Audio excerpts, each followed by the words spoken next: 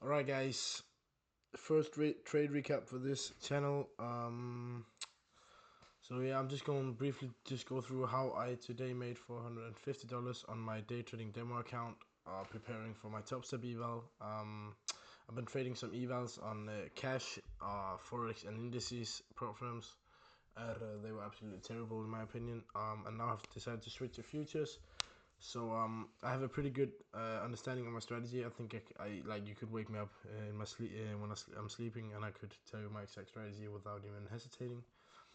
Um, but I've just decided to just be trading futures on a demo account for November, and then in December, if I'm profitable in this November, then I'll buy in a top step eval. I think. So yeah, I'm just gonna start journaling my trades here. So I have a quick journal in Notion where I just briefly just like a screenshot and like my P&L and like what kind of setup it was, and then on YouTube I'll then be like going into like my emotions and my like my overall bias and everything, getting like really in depth into it. So yeah, let's go. Let's get into this. Let's get into this trade recap. Today I took two trades. I took one on the MNQ, and then I took one on MES. So the Nasdaq and the S&P 500 futures. Right off the bat, like at uh, 30 minutes before market open, I saw we had a 4-hour for value gap up here, and we had also like including that we have a daily for value gap that I thought we could possibly fill before going lower.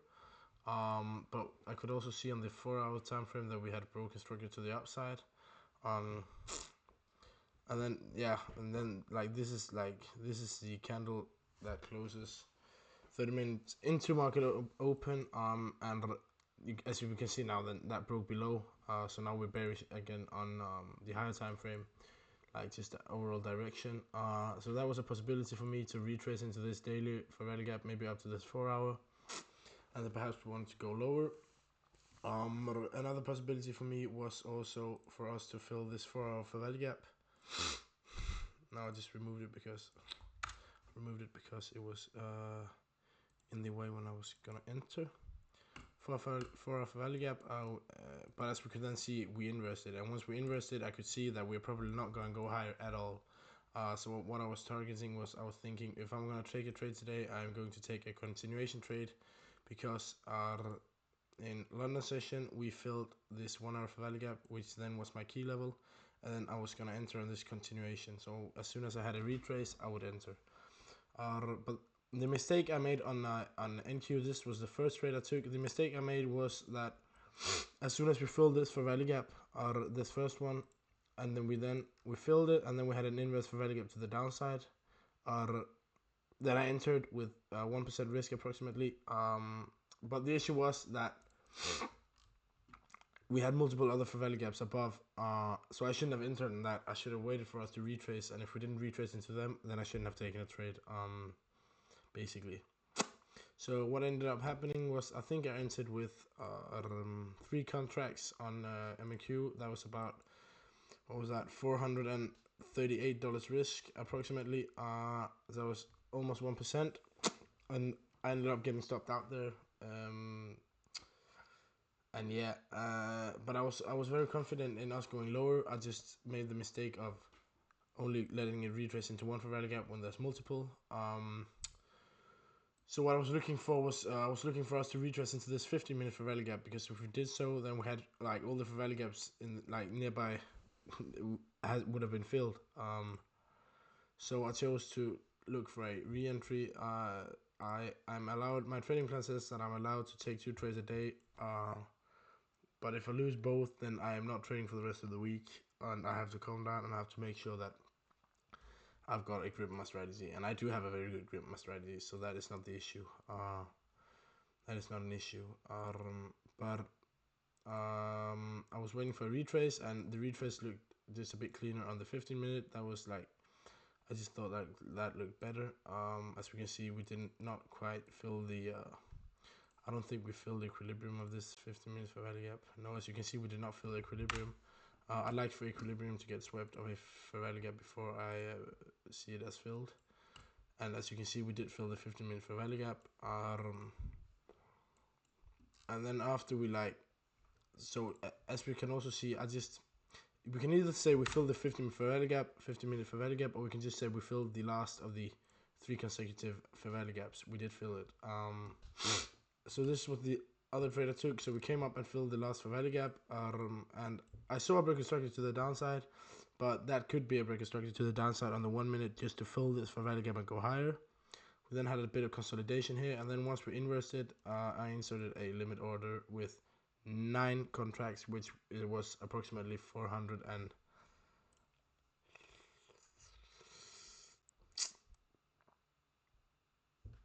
I don't remember how much. I think it was like $498. So it's still 1%. So I entered 1% on both of them. Sometimes I de-risk, but I was very confident in us taking out London. No, this 1 hour low. And I could also see us filling this previous day low, but I did not want to enter that far just right off the bat because I just wanted to. I just wanted to take a somewhat of a safe trade, and I thought that this RR with a 1 to 8 RR, just down to this 1 hour low, which we absolutely edged over here. I thought that was a pretty good entry. And then as you can see, after this, we actually just started chopping around. So I'm pretty happy that I didn't try to enter all the way down. So I put my stop loss above. Once we have this inverse fair value gap, and then a limit order with the stop loss above, and my TP at this low.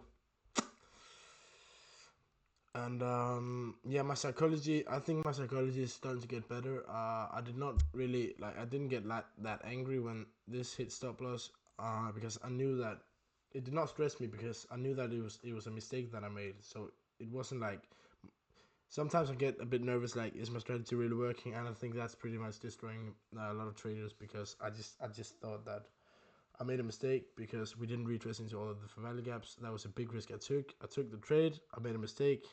It is what it is. There's nothing I can do about it. And I'm very confident that we're going to take out these lows and these draws anyways. So I was looking for a re-entry.